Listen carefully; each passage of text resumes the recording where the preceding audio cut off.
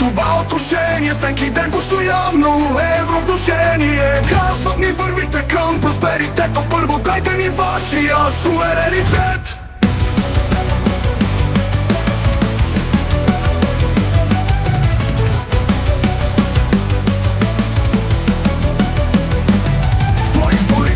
Ние сме ви гости, но за евровъпроси сте много прости. Гости тънат по българската земя, разруха погром, гръбне ви до съня. Нямало много да се вдигнела цената, се врътопила много по-добре средата.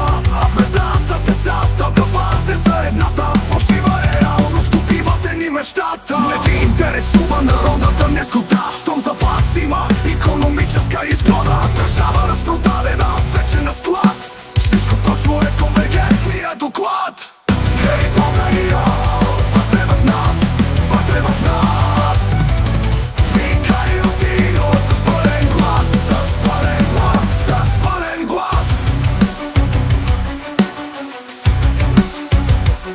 Щяло да има повече външни инвестиции, т.е. още крадене на нашите позиции. Щяло да има по-ниски лихви по заеми, за кой да като земите са вече необитаеми. Заеми за крадене, от ресурса грабене, по екрана мамене, после яко клатене. Всичко за да сме част от богатите, но само на рисунка като на хрватите. Как да има развитие без човешки ресурс, селата са гинали, земите отровени, като всеки се бута за инфлуенсърски конкурс. А държавните отрасли отдавна затворени.